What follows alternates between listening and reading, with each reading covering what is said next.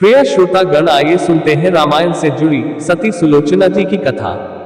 युद्ध के दौरान मेघनाद वध से जुड़ी कथा। सती सुलोचना जी वासुकीनाग की पुत्री और लंका के राजा रावण के पुत्र मेघनाद की पत्नी थी।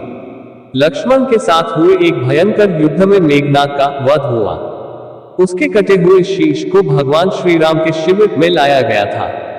अपने पति की मृत्यु का समाचार पाकर सुलोचना ने अपने ससुर रावण से राम के पास जाकर पति का शीश लाने की प्रार्थना की, किंतु रावण इसके लिए तैयार नहीं हुआ। उसने सुलोचना से कहा कि वह स्वयं राम के पास जाकर मेघनाद का शीश ले आई, क्योंकि राम पुरुषोत्तम है, इसलिए उनके पास जाने में तुम्हें किसी भी प्रकार का भय नहीं करना चाहिए। रावण के महापराक्रमी पुत्र मेघनाद का वध करने की प्रतिज्ञा लेकर लक्ष्मण जिस समय युद्ध भूमि में जाने के लिए प्रस्तुत हुए, तब राम उनसे कहते हैं, लक्ष्मण, रण में जाकर तुम अपनी वीरता और रण कौशल से रावण पुत्र मेघनाद का वध कर दोगे, इसमें मुझे कोई संदेह नहीं है। परंतु एक बात का विशेष ध्यान रखना कि मेघनाद का मस्तक भूमि पर किसी भी प्रकार न गिरे, क्योंकि मेघनाद एक नारी व्रत का पालक है और उसकी पत्नी परम पतिव्रता है। ऐसी साध्वी के पति का मस्तक अगर पृथ्वी पर गिर पड़ा तो हमारी सारी सेना का ध्वंस हो जाएगा और हमें युद्ध में विजय की आशा त्याग देनी पड़ेगी। लक्ष्मण अपनी सेना लेकर चल पड़े। समर भूमि में उन्होंने वैसा ही किया। युद्ध में अपने बाणों से उन्होंने मेघनाद का मस्तक उतार लिया, किंतु उसे पृथ्वी पर नहीं गिरने दिया। हनुमान जी उस मस्तक को रघुनंदन के पास ले आए। मेघनाद की दाहिनी भुजा आकाश में उड़ती हुई उसकी पत्नी सुलोचना के पास जाकर गिरी। सुलोचना चकित हो गई। दूसरे ही क्षण अत्यंत दुख से विलाप करने लगी। उसने भुजा को स्पर्श नहीं किया। उसने सोचा, संभव है ये भुजा किसी अन्य व्यक्ति की हो। ऐसी दशा में पर पुरुष के स्पर्श का दोष मुझे लगेगा। निर्णय करने के लिए उसने भुजा से कहा, यदि तू मेरे स्वामी की भुजा है तो मेरे पतिव्रत की शक्ति से युद्ध का सारा वृतांत लिख दे। भुजा में दासी ने लेखनी पकड़ा दी। लेखनी ने लिख दिया, प्राणप्रिय, ये भुजा मेरी ही है। युद्ध भूमि में श्री राम के भाई लक्ष्मण से मेरा युद्ध हुआ। लक्ष्मण ने कई वर्षों से पत्नी, अन्न और निद्रा छोड़ रखी है। वे तेजस्वी तथा समस्त दैवी देवताओं गुणों से संपन्न है। संग्राम में उनके साथ मेरी एक नहीं चली। अंत में उन्हीं के बाणों से वध होने से मेरा प्राणानाथ हो गया। मेरा शीश श्री राम के पास है। पति की भुजा लिखित पंक्तियां पढ़ते ही सुलोचना व्याकुल हो गई। पुत्र वधू के विलाप को सुनकर लंकापति रावण ने आकर कहा, शोक न कर पुत्री, प्रातः होते ही सहस्त्रों मस्तक मेरे बाणों से कट कर पृथ्वी पर लौट जाएंगे। मैं रक्त की नदियां बहा दूंगा। करुण चीत्कार करती हुई सुलोचना बोली, पर इससे मेरा क्या लाभ होगा? सहस्त्रों नहीं, करोड़ों शीश भी मेरे स्वामी के शीश के अभाव की पूर्ति नहीं कर सकेंगे। सुलोचना ने निश्चय किया कि मुझे अब सती हो जाना चाहिए, किंतु पति का शव तो रामदल में पड़ा हुआ था। फिर वह कैसे सती होती?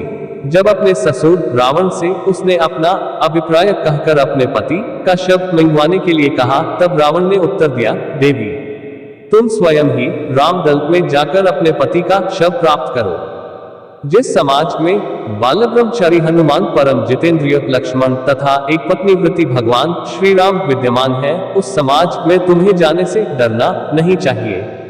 मुझे विश्वास है कि इन स्तुत्य महापुरुषों के द्वारा तुम निराश नहीं लौटाई जाओगी। सुलोचना के आने का समाचार सुनते ही श्री राम खड़े हो गए और स्वयं चलकर सुलोचना के पास आए और बोले, देवी, तुम्हारे पति विश्व के अन्यतम योद्धा और पराक्रमी थे। उनमें बहुत से सद्गुण थे, किंतु विधि की लिखी को कौन बदल सकता है? आज तुम्हें इस तरह देखकर मेरे मन में पीड़ा हो रही है।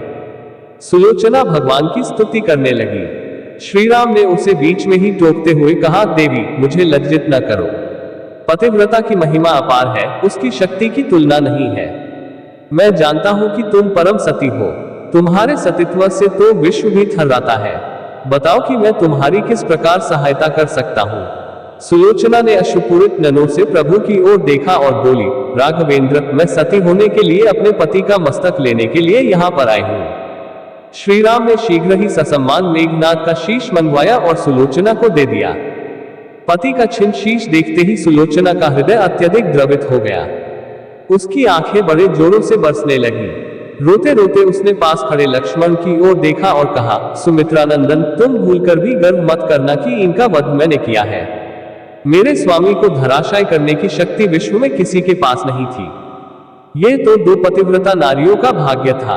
आपकी पत्नी भी पतिव्रता है और मैं भी पति चरणों में अनुरक्ति रखने वाली उनकी अनन्य उपसिका हूँ।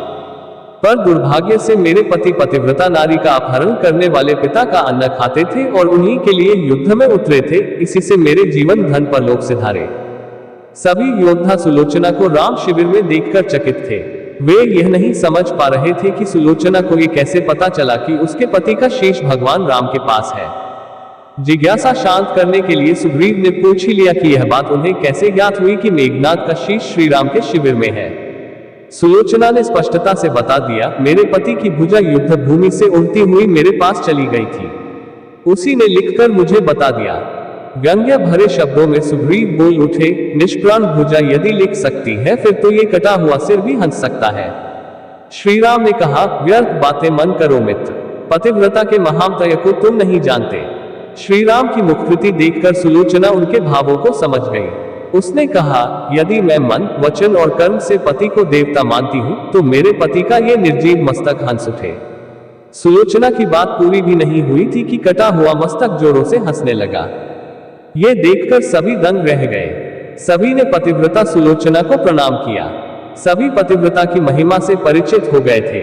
चलते समय सुलोचना ने श्री राम से प्रार्थना की, भगवान, आज मेरे पति की अंत्येष्टि क्रिया है और मैं उनकी सहचरी उनसे मिलने जा रही हूँ, अतः आज युद्ध बंद रहे।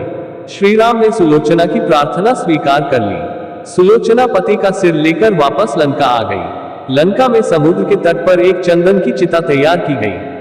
पति का शीश गोद में लेकर सुलोचना चिता पर बैठी और धधकती हुई अग्नि में कुछ ही क्षणों में सती हो गई।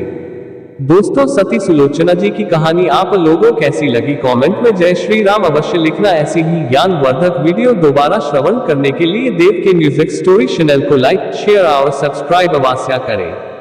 जय श्री राम।